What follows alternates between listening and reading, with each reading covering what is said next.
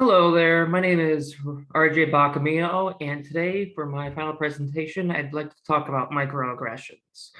I think we've heard that term a lot in the last few years, and it is very interesting, to say the least, on how it's kind of affected everyone's lives here. You know, a lot of people don't even think that microaggressions are real for the most part, and, there is some ideas of they are and what they aren't. So today let's go over what microaggressions should be about and what they're about. So microaggressions is a term used for commonplace daily verbal and behavioral or even environmental slights. And whether the person is being intentional or not, these microaggressions can cause a lot of issues for a person, especially in an office or school environment. You usually see microaggressions happening when a white person, like, white guy like me here, usually talking to a person lower on the patriarchal system, usually a minority figure or a person of the opposite sex, or even a person different orientation. In the picture here, I have many examples of what can be considered microaggressions. As you can see, the lady on the left here is holding a sign that says, "Why do you sound so white?" In regards to, many white people have a bias on how African Americans sound. And when white people do not hear what they perceive to be a quote unquote black voice, they wonder, why do they sound white? The second one is a picture from a woman that says, "No, where are you really from?" Another microaggression where it can honestly be an unintentional microaggression in a lot of ways, is people just generally want to know what a person's origin is, or where their relatives come from, and just don't know how to word it properly. It is still a microaggression though, because no one asks someone like me where I'm from. You only see people ask, "Where are you really from?" to people of color, such as African American, Asian, Latino, etc. And the last one here is kind of similar to that as well. "Can you read this?" And then it shows that they showed a Japanese character on their phone.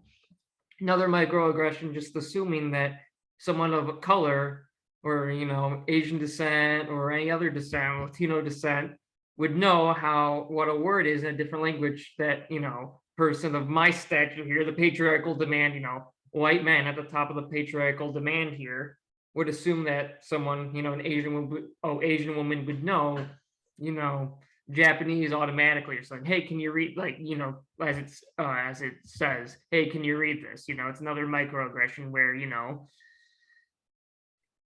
that one, it could be unintentional, but that one's usually more of a slight. Like I was saying, the patriarchal demand. As I mentioned, microaggressions are very awkward and uncomfortable for those involved, as many times the aggressions have to slide because the retaliation to it is not worth it. Having someone come up to you and say, "Where are you really from?" Retaliating to that usually ends up being a negative for the person who is dealing with the microaggressions. When someone asks in the office, one of their African American counterparts, "Know where you really from?"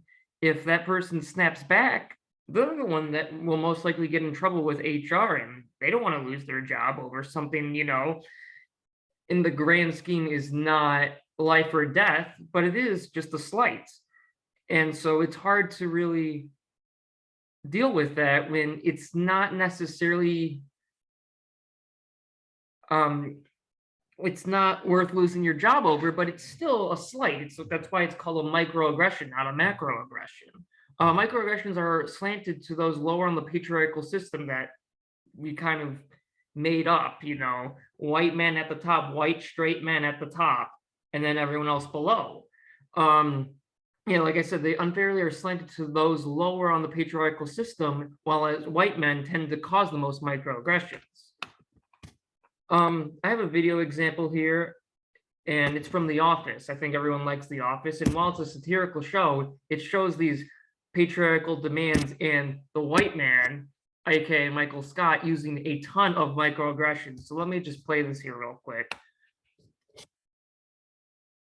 Sit tight until I return, okay? All right, ciao. Adios. Look at those wrinkles. Blacks do crack, not crack the drug. We just defer to Mr. Mr. Brown. All right. Okay, first test. I will not call you that. Well, it's my name. It's not a test. Okay? I am the only one here who has a legitimate disability. Although I'm sure Stanley has had his fair share of obstacles. I'm not disabled, and neither are you. Hello, everybody! Oh, good. I'm just in time for cake. Oh, gotta beware! Mr. Horning, right? You know what I'm talking about. Have a customer meeting? Yeah, well, if you leave, we'll only have 2 left. Yes. Enjoy. Absolutely. Namaste. What is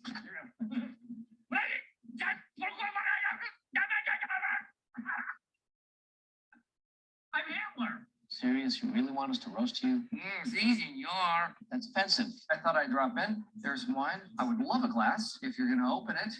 Oh, come on, that guy? He's a good guy, not a terrorist. It is St. Patrick's.